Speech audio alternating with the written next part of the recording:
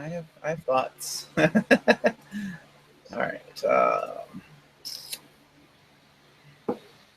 You guys ready to go? Yep. All right. Hey, everybody. Welcome to the 3Cast for October 5th, 2016. I'm your host this week, Matthew Weber. I'm joined by Mr. Vincent Hui. Hey. And Ricky Williams is here. What Holy up? shit. What up? Yeah, all three of us 2 times in a row. 2 times in a row, fellas. And we didn't even skip a week. I mean, we did skip a week, but it was the week we were supposed Christmas. to skip. Yeah. Great. I think it's time for a break. I'm tired. All right. So this is the 3Cast. We review things. Most of the time it's movies. This is the 3Cast. We podcast about shit. That's usually what we do, yes. Sometimes we do comics. Like this week, we did if you really want to call this a comic, you could call it a comic. Whatever. It's in comic form. This is badass shit. Anyway, so it's called I Hate Fairyland. This was Ricky's pick. So we're going to all right, so Ricky, in a paragraph or less, would you please describe what this comic is about, please? Without giving you a review, just tell us what it's about. So Scotty Young is like the best artist creator out there. Love his stuff. If you've ever read Rocket Raccoon, he does I don't know, I think it's like the last volume before the current one, if there's one going on now. Anyways, love his stuff. It's just hilarious. It's lighthearted. Like, you know, comics right now are they have very long arcs. They have villains that you hate. It's a very, you know, story that weaves in and out. It becomes, you know, it's not like in the old days. It was a very lighthearted issue to issue kind of thing. And that's what I find his stories are. They're very playful, very funny, very lighthearted. Like, I'm reading them and I can find myself laughing. I Hate Fairyland is very in the mad type of style. If you've ever read Mad Magazine, it's kind of gross, it's kind of funny. You see brains oozing out of characters, heads being blown off. It's about a little girl. Lighthearted stuff. Yeah. It's about a little girl who falls down or gets pulled down some hole into Fairyland. After 30 years, her body doesn't age, so she still looks like a little 9-year-old or something, but her mind is like a 30-year-old. And it's her quest to find her way out and back to the real world. That's what this thing is about. Vince, why don't you tell us what you thought of this comic? Okay, so it's really hard for me to assess what demographic it's supposed to be for, because I think it actually is meant for like 11 to 12-year-olds. And I say this with the following reasons, right? A, it's trying to be badass and cutting edge by like the over-the-top gore, very much like Cracked and Mag magazine back in the day, right? I get that. But you notice that they actually still kind of refrain from dropping real F-bombs or real significant swear words. And it's not because Image Arts is beholden to the comic books authority like Marvel or DC, right? So the reason why is because it's meant for kids that really want to kind of get their badass fixes.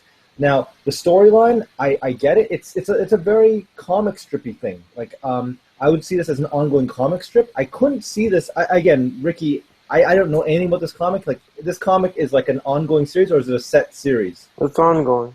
Okay, so I don't know how much you could actually milk out of this. I think that they're like the only thing that they could actually do. I don't know where it is right now, but I'm assuming that every issue it will always start off with the narration person getting killed in the first 2 or 3 pages, based on the ones that we've read. It will also have a notable person from one of the fairy tales come in, or a permutation of a person from a fairy tale come in as a villain in some way. It makes for a anti-hero or an amoral character. Like, the fact is that she's not a good person, nor is the villain, the other witch or fairy. Claudia. And the idea behind it is that it's supposed to be a little bit distressing, so it challenges the norms of your typical elementary school kind of reading of things, right? With the black and white bad guys wearing the white hats, black hats, and white guys wearing the white hats. White guys, no, good guys wearing the white hats, that kind of thing, right? But it's so clear to me that it reads as like a 12 or 13-year-old that's just is able to sneak in this thing into the school for reading time, to really, encourage literacy. The plot itself is going to get thin, at least from what I've read so far. I've read all three of the first three. The art I get, the sexual and the drug innuendo is okay. I do have a couple of questions later on about how this story will evolve, because it is getting to the point where you're talking about, even though this girl is like 30 years old, right? Or 30 something years old, she's still in the body of a little kid. So whether you're showing a little kid eating, as they say, the dickheads, that was a little bit weird to me. Like, she was literally eating dickheads at some point. And there's no question about the kind of sexual innuendo there. And you just gotta keep in mind, yes, she is 30 years old, but no, she's made to look like a 9-year-old. And yeah, she drinks, she does drugs and all that stuff. But there's so many weird things that it's like trying to push the boundaries to be badass, but it's I can't see it being anything more than just simply like, that kid trying to be cool. So that's my take on it. I'm not a big fan of the stories. There's no real rhyme or reason, nothing compelling. The artwork isn't especially incredible. I appreciate the level of detail. I appreciate the gore. But, I mean, you compare it to a lot of the other comic booky, and I mean comic strip, like, funny comic kind of styles, as opposed to like the Jim Lee kind of more realistic stuff. I still look in that framework that it's still not that great. I know that's stuff that I could see my kids doodling in their sketchbooks at school. So it's something that you would either be reading scrawled in like an art class or maybe an art class bathroom stall because of the topics. But it's like, I can see it as a one-off strip. Like every week I could read this in the comic strip and I'd be like, it's good. Like Mother Goose and Grimm or something like that, right? Like where it's kind of like edgy but kind of like drawn humorously. I get that. I'm not sure if you're going to make an entire comic book series on that. So not a super fan of it, but not completely train wreck. It's not like it's rabbits and Nazis or something. Or sorry, cats and Nazis. Was it cats and Nazis? I'm never going to live that down, right? All right, so I'm with you, Vince. But first, what would you give this a score? Maybe 3 out of 10. All right, so I'm with you. I don't think that, now that I know from Ricky that this is an ongoing comic book arc, I don't see it. Just mainly, I can see them maybe doing 10 issues. Because you could have the conflict between Gertrude and Joy, which is what we saw in the last one that we read. You can have that go on for a little while, but eventually it's going to get very, very repetitive. I mean, there's only so much of her going ape shit on everybody that you can be funny. She killed the moon in the first issue, dude. Yeah. I have something to say about that in a minute. There's a couple parts of this that I found absolutely hilarious. So, so you were talking about her eating dickheads. Right after that, she's like shrooms or whatever, and then she goes on like she's high or whatever. That's hilarious. Like, I think the color mauve is stupid. I'm not inviting it to my 14th birthday party. like something like that. That's pretty funny. And then in this, I think it's the same one. Maybe it's the second one. The little fly dude, Larry. Yep. He says, "Oh, I found it." I was like, "Oh, you found the key?" "No, you didn't find the key. I found my lighter." And then the little lighter says "Superfly" on it. Like, oh, that's great. So there was those little moments there where like, oh, that's kind of funny. But I didn't read this. Okay, so I had like negative expectations going into this because I looked at the cover a couple weeks ago. I was like, this is going to be god awful, Ricky. I don't know what the fuck you were thinking. You're getting voted off the island because this is going to be terrible. This is the guy who brought a comic with I know. Nazi. Never gonna live that down. My defense of that is I hadn't read it before I signed it. So this one you had read it, I'm assuming. So that was my faux pas. Anyways, I went into this with so low expectations, it couldn't help but beat those expectations. So I actually did read all three of them because, like I said, there was those moments that were actually, kind of funny. But it's very juvenile humor, obviously. It's not going into this comic, taking one look at the cover of issue 1 and having high expectations of this being high-class comic book literature or whatever, it's just deluding yourself. It was never going to be anything more than what it is, and I respect that. You know, it's not. I don't think they're trying. I don't think the writer or the artist was trying to be anything than just a raunchy teenage humorous kind of comic book strip. I think is what we call this. But trying to then go through and make it into something that can continue on for 70 issues or something that's deluding themselves. It's never going to happen. Or maybe it already has happened and it's just gotten really bad. I don't know. All right, so one way they could have made this better, in my opinion,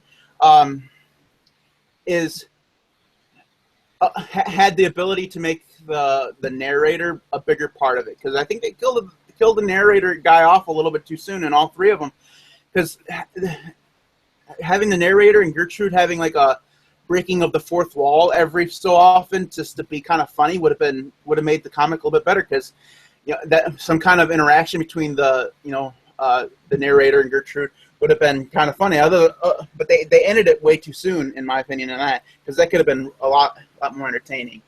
Other than just, I'm just going to smash the dude in the first 2 pages or whatever.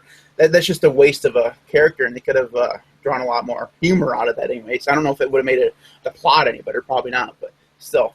The art is, whatever.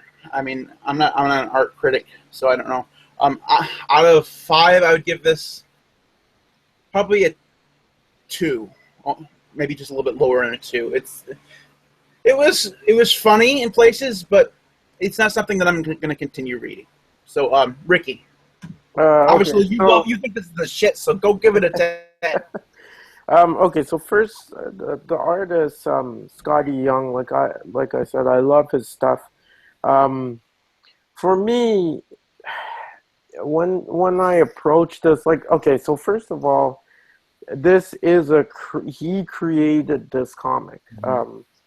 And his thought, he has a little kid, and he has to watch, shows with his little kid, read books to his little kid sometimes, and, his thought was like, what is this shit that you're reading to these little kids, like these stories? And so he decided to kind of poke fun at it. For me, like I said, okay, I love my Avengers, I love Batman, and actually Superman. I don't really like douchebag Batman. Superman and the Justice League. Say that every time. but like I said, that stuff, it's very, can't say dark. It's very serious. Like I said, there's tons of arcs that stretch. Look at Civil War. That is like a shitload of comics. Dude, there's House of M. There's Darkest Night. You could go on and on about these arcs, and they stretch on and on. Like it becomes basically a soap opera. Like it's very realistic-ish in comic book terms. It's very serious. It has a very serious undertone. When I like that, I like to read that. But at sometimes when I read comics, I just want to laugh. I just want to enjoy it. For instance, there's Bizarro that was done in DC in their new stuff. And it's a very comic booky style. It's not the ultra realistic, type of style. It's very comic-y. And I love it. It's funny. It makes you laugh. The Rocket Raccoon series that Scotty Young did, again, I love that to death. That was probably the first series that I read where I actually was reading a comic book and I was laughing and snickering at the jokes on the train. That is to me, I enjoyed that. Like, for it to actually pull me out of it and for me to laugh at it, not just find it funny, but not laugh because where I am, or like, not you actually you find it funny, but you're not at the point where it's so funny you have to laugh. Um, and for this, for me, when I read it, like, it's already gone. It's already on the second volume right now. Like you guys, when it progressed, I was getting scared because, like I said, I like the story, I like the artist, but I thought, okay, how far is this gonna go? Eventually she's gonna kill half these guys. She's gonna kill Claudia. So what then? And then he brought in the new girl from Earth, and then I said, holy shit, like, I didn't even see that coming. And then after the new girl, Claudia got fragged, and so now Gertrude is the queen of Fairyland. You know what I mean? Like, all the time when I watch shows on TV, some shows, from the name, they just sort of put an expiry date on the show. And yet still they go season to season because they kind of morph it in ways I didn't even think. I'm thinking, okay, how the hell can they change this to make it interesting? And they come up with shit that I didn't even think of, and I'm like, holy crap. And I can see that with this because, you're saying it gets repetitive, but I can see it going to a point where, hey, she does find the key and she goes back to Earth, but she's this 30-year-old woman trapped in this 9-year-old body. Her parents already moved out of the house. Maybe her parents are dead or whatever. And she's like, what the fuck? I don't want to live here anymore. Now she's trying to get back to Fairyland. Or I can see where, her parents have a kid. And like, there's just a whole bunch of scenarios that you can't even think of. And they could go there, and it does make it, because this character is just not what you expect. Like, she's finding guns and blowing people's head off without giving a fuck, right? It's like, it's the kind of thing where when you start, 3 issues in, you don't expect, the narrator to get killed. You don't expect one of the main actors or characters to get killed. It's kind of like Game of Thrones. Who expected a couple episodes in for Ned Stark to get killed? And he does. It's like all the characters are so disposable that you're just like, what the fuck? How are they going to do this? You know what I mean? I mean, that's the way I see it. The humor to me is kind of like Mad Magazine.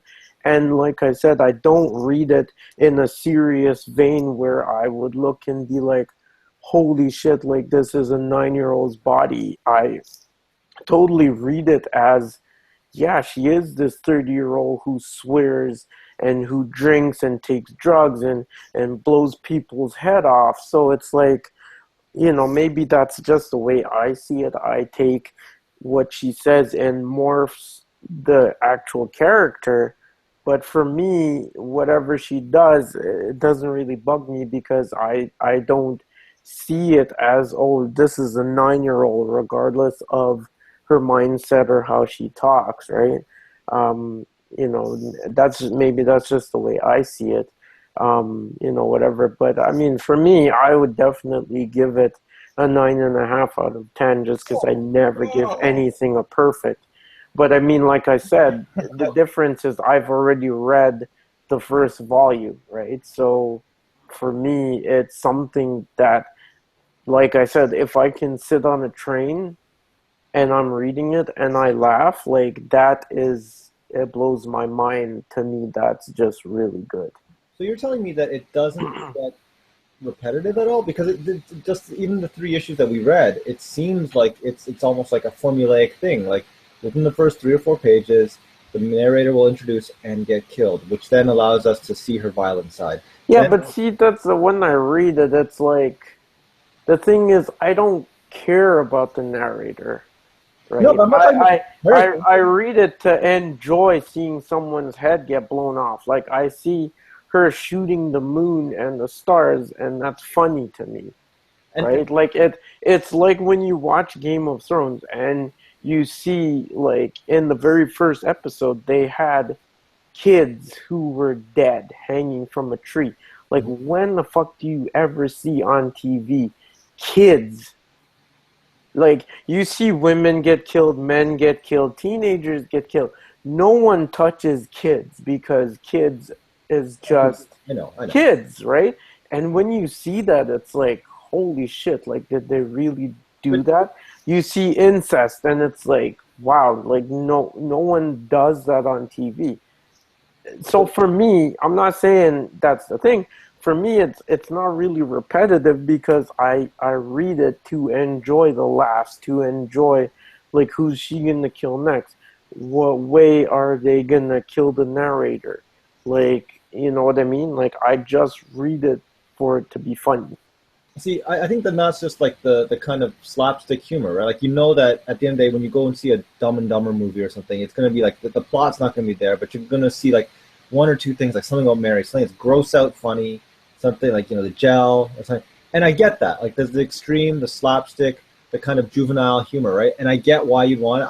I like Beverly Hills Ninja, right? I mean, it's like a stupid movie, but you'll watch it just because. But all I was saying is that I find that the hardest comic I think to write right now is Batman, and I'll tell you why.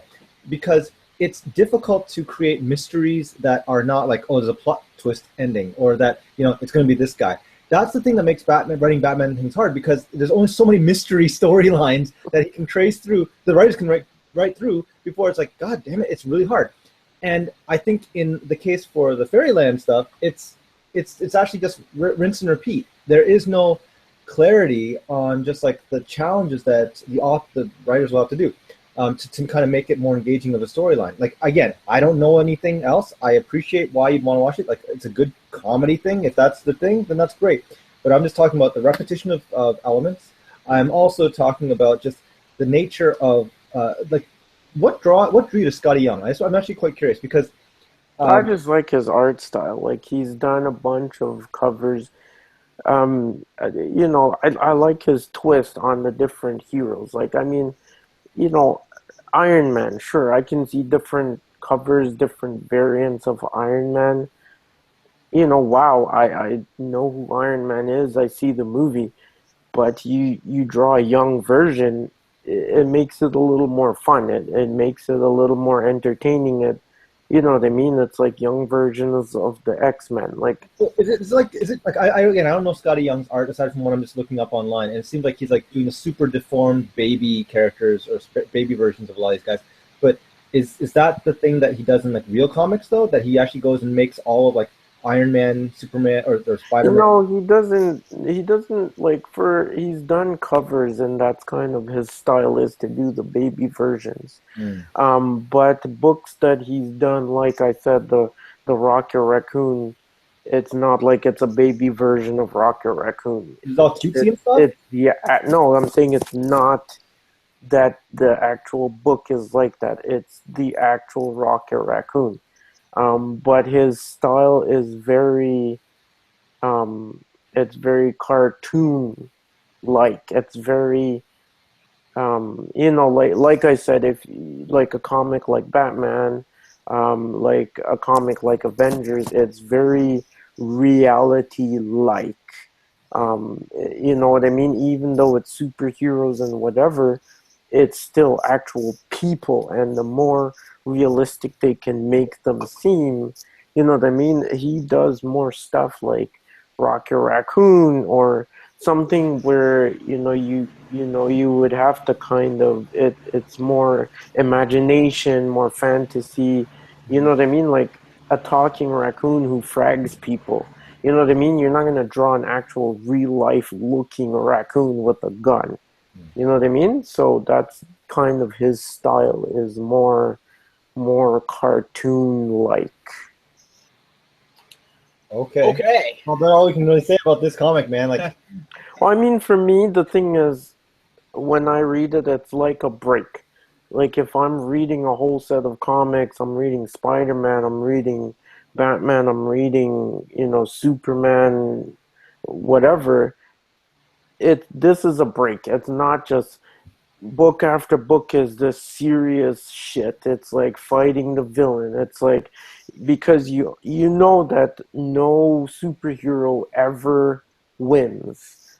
They just temporarily win until the next villain comes along, the next arc or comes an along. old villain comes back from the dead. Yeah, like I want to actually laugh, to actually enjoy something, and that's what this gives me is reading, arc after arc on the same day. I read this, and it's kind of light, it's kind of funny, it's enjoyable. No, and I get that. I like into a video game. Like there's the RPG, which is like an in-depth story, and then this is more like a driving game where you're just in and out, right? Smash stuff. Right? I'm like something like that. Okay. Yeah. All right, let's get into the. You guys got picks of the week for me? Yep. Go ahead, Ricky. Go ahead. So my pick is VirtualBox. It's a virtualization application like VMware, like Fusion. I think it's called Fusion, or maybe that's VMware or Parallels. Sorry. I've used VMware in the past. I've used Parallels briefly.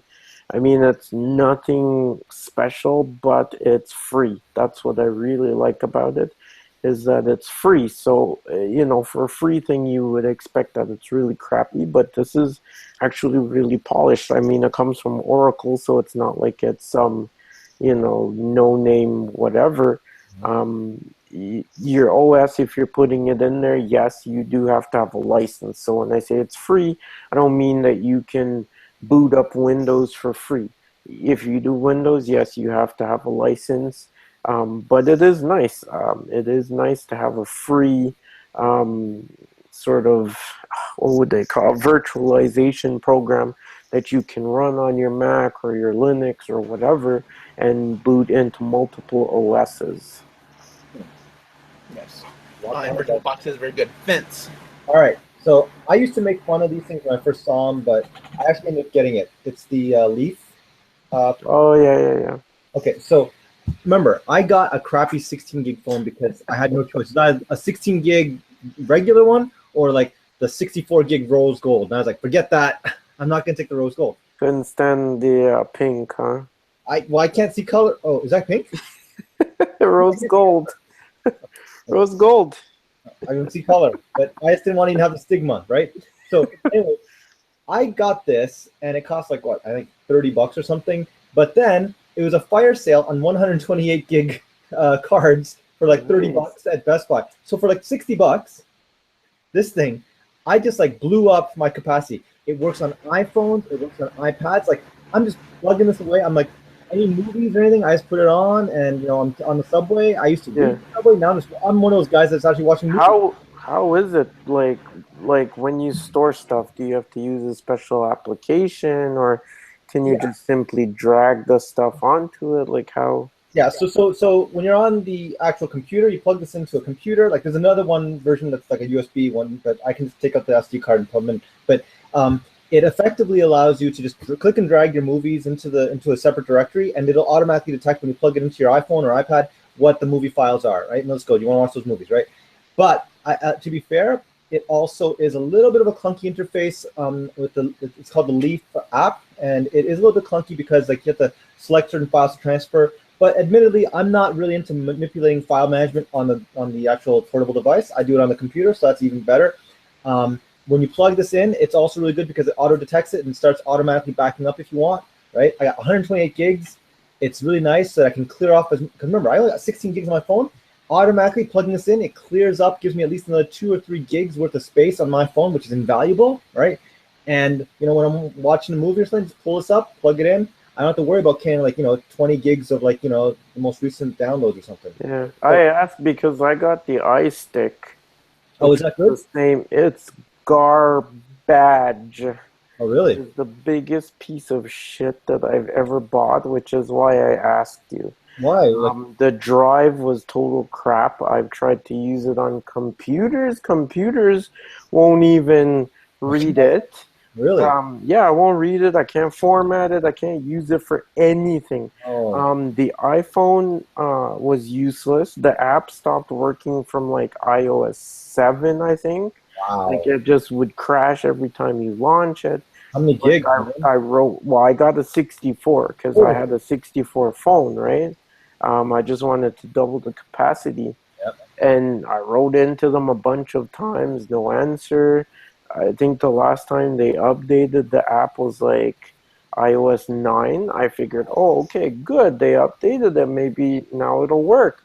No, still crashed every time I launched it. Oh, man. It was just a useless piece of garbage. I actually have no problem with this thing. It's not that bad. But to be fair, it's just the design of it. I'm not sure if you see it. It's like a little J, right? Yeah, yeah. It will flush right up against your phone because it tries to accommodate for people with various case sizes. Yeah. I'm not a big fan of that. It is a little bit chunky because it adds like Yeah. chunk to your phone. If you slide it in too fast, I've had this thing pop off because That's not bad though, because I wish I would have brought the iStick that I left it at work because it's just, but it's fat yeah, and it plugs into the bottom of it. So basically, imagine plugging a USB stick into the bottom of your phone. That's what it would look like. And then it also for cases, like if you have a case on your phone, you got an expander, so it has lightning on one end and then a lightning receptacle where you plug the stick into it. no, that's actually It was, yeah. And I bought it straight off Kickstarter or whatever the hell they had it Oh, on. that's where you went wrong. Is Kickstarter still a thing? I mean, all right. So as you guys know, I'm a NaNoWriMo fanatic who's never won ever. Yeah. And it's getting close. It's getting close. We're less than a month away. And so I'm going to do something different this year. I've never outlined beforehand. Me Usually neither. just on November 1st, I just start writing. I don't know what I'm going to write. I just do something. Same.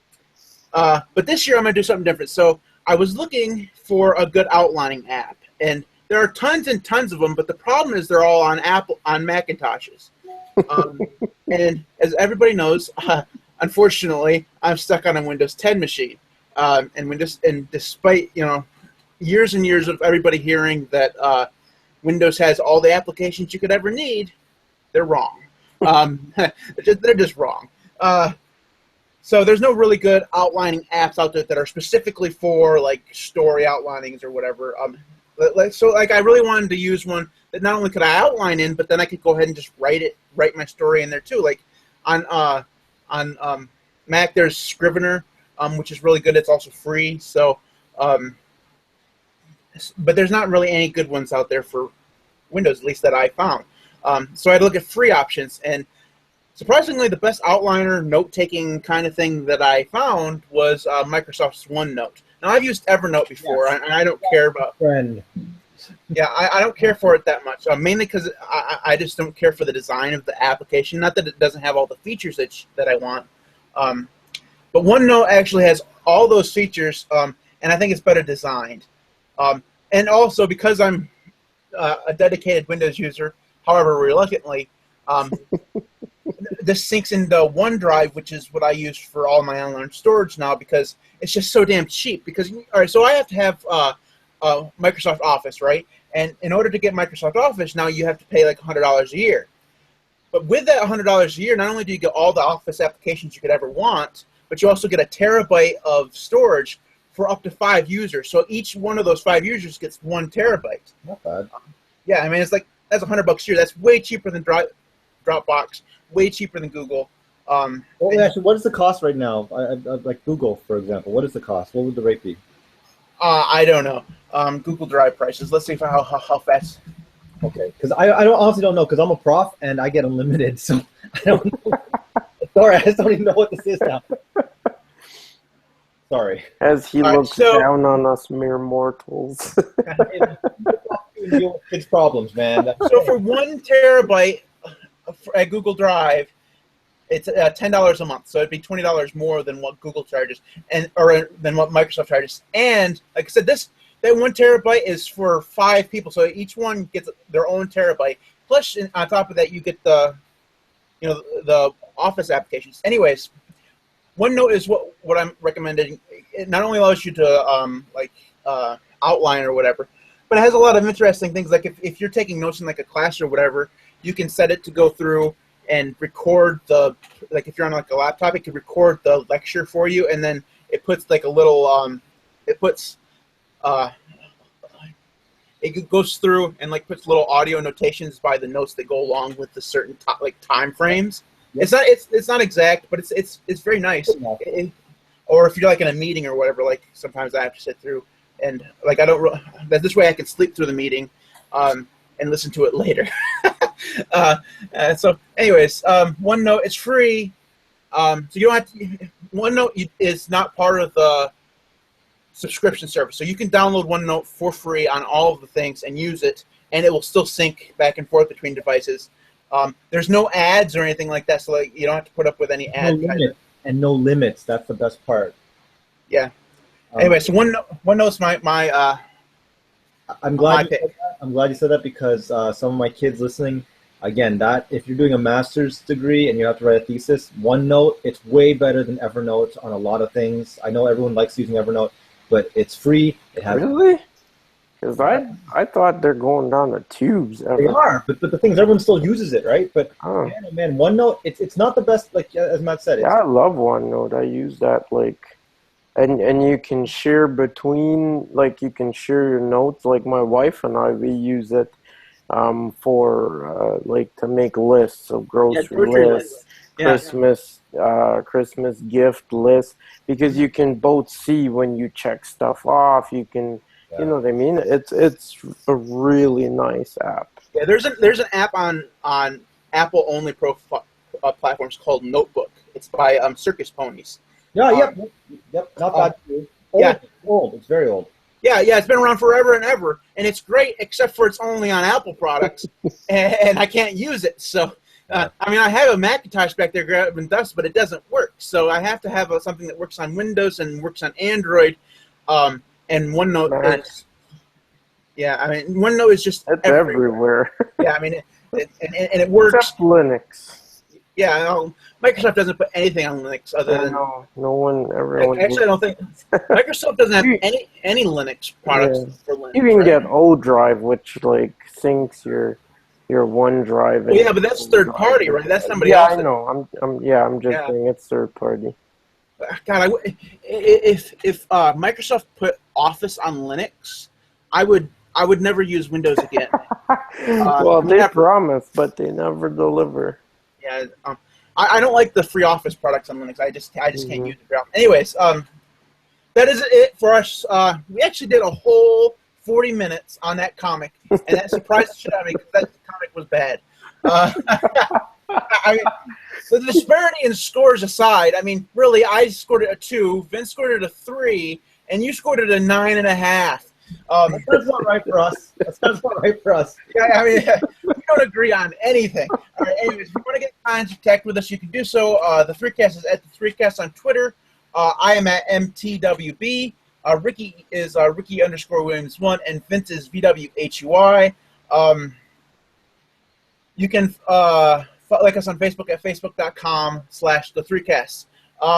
I still don't know what the hell's going on with iTunes. I'm still fucking around with that.